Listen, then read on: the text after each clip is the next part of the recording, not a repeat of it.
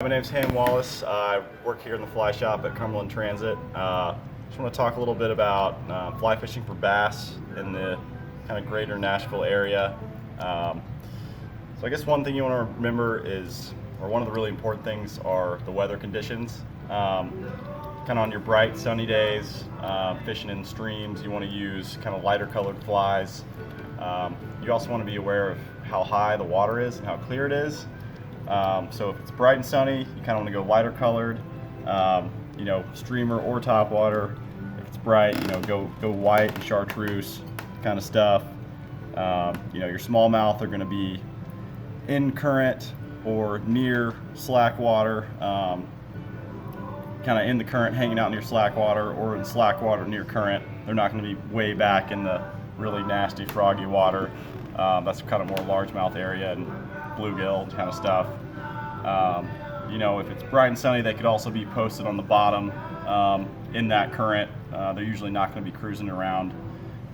If it's cloudy and kind of maybe rainy or windy, they could be a little more active. And that's kind of when you want to go a darker colored fly, top water or subsurface. You kind of want to go darker, maybe like a Clouser minnow, kind of in that crawfish color.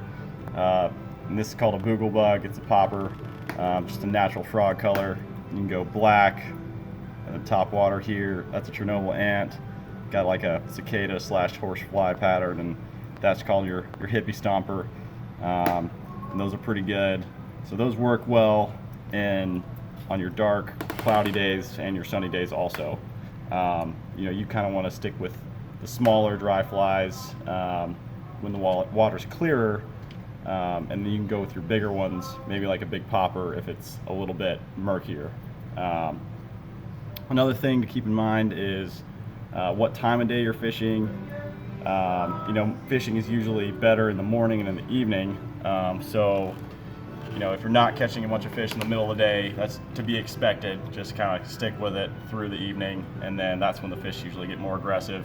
And then, as it gets hotter and hotter towards the middle of the summer, the end of the day is when your topwater action is really going to pick up. So, that hour and a half right before sunset through the nighttime, that's when you want to be throwing like topwater and big poppers and stuff. But yeah. What about like retrieves or presentation, upstream, downstream, kind of just do whatever, or are there particular kinds of ways to fish these, right, different flies that work better? Yeah, an upstream or downstream presentation will work. It kind of just depends on, you want to sneak up on fish when it's bright and sunny, so that might mean you need to make an upstream presentation. Smallmouth and largemouth, but most importantly for smallmouth, you really only have one shot at them. One good shot at them, at least the sizable fish. So, you want to make a presentation from wherever you have to, as long as you can sneak up on them and not make yourself known.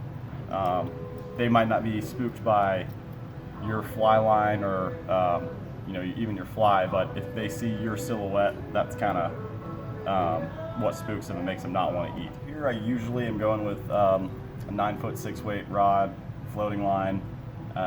That'll pretty much cover all your bases when you're fishing the streams around here. And also allows you to switch from top water to subsurface pretty readily. If you need to get your fly down deeper, I would recommend just throwing on an extra length of tippet and just letting it sink.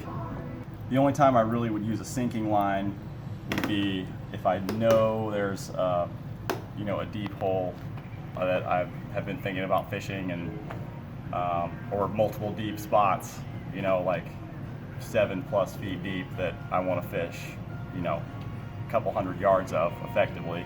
But other than that, there's no point to using a sinking line in a stream.